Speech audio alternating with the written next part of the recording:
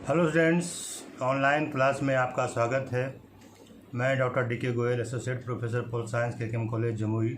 आज आपके लिए BA part 1 honours paper second के एक महत्वपूर्ण पाठ पर एक आलेख प्रस्तुत करने जा रहा हूं, जिसका विषय है गोपाल कृष्ण गोखले का आर्थिक चिंतन। गोपाल कृष्ण गोखले अपने युग के चमकते हुए सितारे थे। उन्होंने भारत के राजनीतिक, आर्थिक और सामाजिक क्षेत्रों में अपने चिंतन और कार्यकलापों का प्रसार करके वैधानिक आंदोलन को गति दी तथा आदर्शवादी मार्गों का समन्वय किया। इनकी महानता इस बात में थी कि राजनीति में उन्होंने नैतिक मूल्यों को स्थान दिया तथा विभिन्न हलचलों, राजनीतिक झंझावतों और उग्रवादियों के प्रतिरोध के बावजूद बड़े धैर्य और संयम के साथ संवैधानिक मार्ग पर चलते रहे।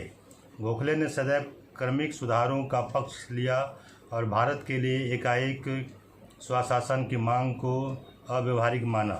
ब्रिटिश चरित्र और परंपरा में इनकी उदारवार्ता में इन्हें सदैव विश्वास बना रहा और वे कहते रहे कि अंग्रेज़ों को जिस दिन विश्वास हो जाएगा कि भारत स्वशासन के लिए सक्षम है, वे ये अधिकार हमें दे देंगे। किंतु अन्य उदारवादी नेताओं की भांति जीवन के अंतिम वर्षों में इनका भी विश्वास सरकार से डगमगाने लगा और वे कहने लगे कि ब्रिटिश नौकरशाही स्वार्थपूर्ण है तथा हमारी राष्ट्रीय आकांक्षाओं के विरुद्ध होती जा रही है। गोखले का आर्थिक विचार राजनीतिक विचारों के समान ही काफ़ी महत्वपूर्ण एवं सुलझे हुए थे तथा तथ्य और आंकड़ों की क्रम योजना से मुक्त इनके भाषण बड़े मूल्यवान और प्रभाव उत्पादक थे। गोखले के महत्वपूर्ण आर्थिक विचारों को निम्नलिखित रूपों से स्पष्ट किया जा सकता है। पहला, भारत के भारी सैनिक और प्रशासनिक न्याय में कमी का आग्रह। इन्होंने भारत की गरीबी पर काफ़ी चिंतन करने के पश्चात इसका एक बड़ा कारण बताया कि शांति काल में भी सामरिक स्तर पर एक विशाल यूरोपियन सेना के खर्च तथा इनके ऊंचे ऊंचे वेतन चुकाने का भार भारत सहन कर रहा है। ब्रिटिश सैनिकों की और अधिक नियुक्ति की जाने के फलस्वरूप सैन्य व्यवस्था पर खर्च बराबर बढ़ता जा रहा है। इन सारे खर्चों का वहन करने से भारत की स्थिति कमज़ोर होती जा रही है। दूसरा, भारत में रेलों के विस्तार को प्राथमिकता देने का विरोध। भारत में रेल निर्माण का विस्तार शोषण के लिए किया जा रहा है। यद्यपि रेलों के कारण संचार व्यवस्था में सुधार हुआ है और अकालग्रस्त क्षेत्र में खाद्य सामग्री पहुंचाने में ये काफ़ी उपयोगी रही है, फिर भी इसका विस्तार मानवोचित कार्यों से न किया जाकर व्यवसायिक कार्यों से प्रतीत होता है। भारत से बाहर भेजी जाने वाली सामग्री के बदले विदेशों से बना सस्ता एवं अनावश्यक सामान जो भारत का खाता है, उसके वितरण में रेल सहयोगी दे रही है। बाहर से आयात किया हुआ यह माल स्वदेशी उद्योगों को नाश कर रही है और दस्तकारों तथा छोटे शिल्पकारों को पुनः कृषि कार्य के लिए विवश कर रहा है। तीसरा, मुक्त व्यापार की नीति के प्रति आशंकाएं और विरोध। निर्बंध व्यापार की नीति भारत पर लाद दी गई है, जिससे देश के सभी उद्योगों का विनाश हो गया है।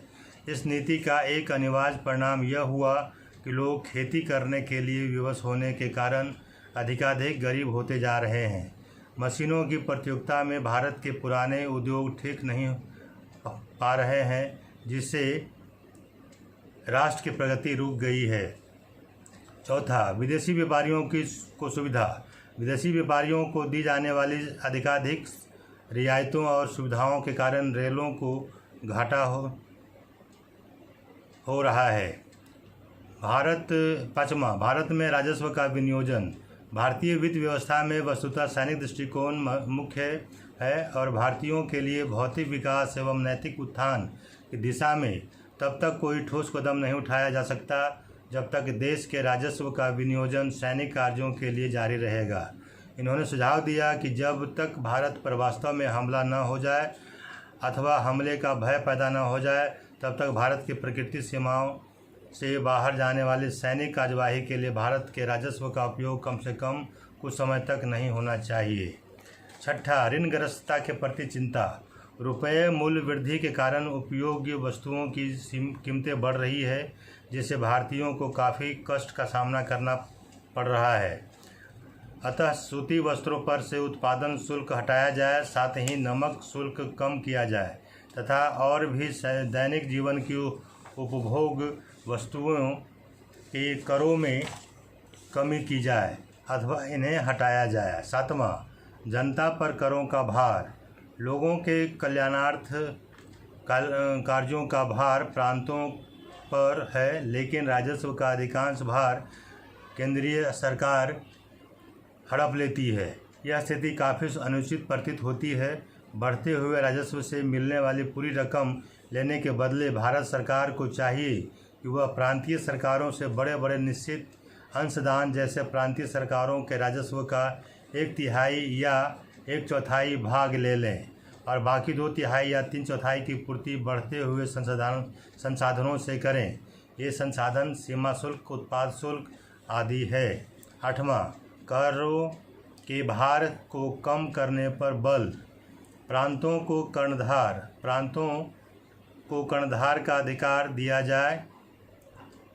दिए जाने से पूर्व उन पर कुछ विशेष शर्तें लगाई जानी चाहिए, जैसे प्रांतीय बजट पर विचार करने की प्रथा सुनिश्चित हो, प्रत्येक स्थानीय परिषद सरकार के रूप में कार्य करे, जिसकी अध्यक्षता इंग्लैंड से आने वाले गवर्नर करें और प्रांतीय परिषदों में अधिक संख्या निर्वाचित सदस्यों की हो।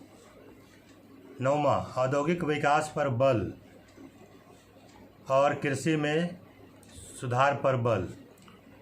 गोखले कृषि के साथ राष्ट्र के औद्योगिक विकास पर बल दिया और कहा कि इस क्षेत्र की उपेक्षा भारतीय अर्थव्यवस्था के लिए बहुत घातक होगी।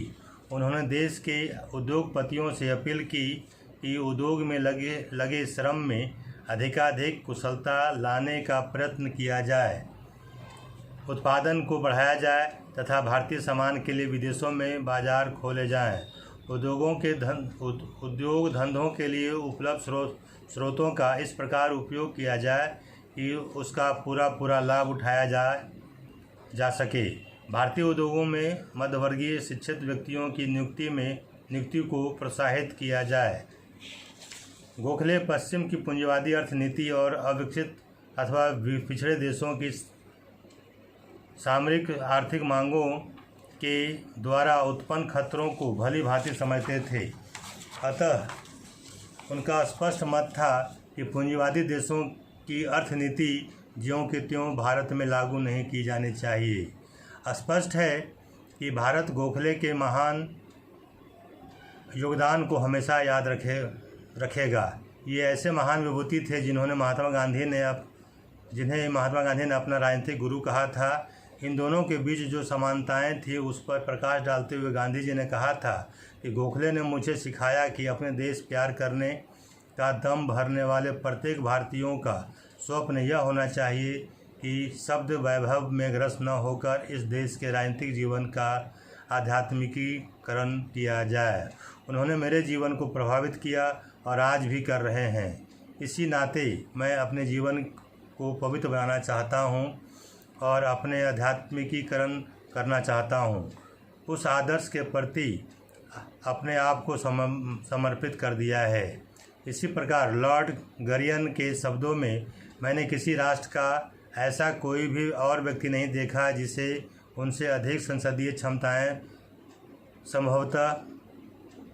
संभावना प्राप्त हो। श्री गोखले विश्व की प्रशंसक, यहाँ तक कि ब्रिटिश हाउस ऑफ कॉमन्स में अपना विशिष्ट स्थान प्राप्त कर सकते हैं।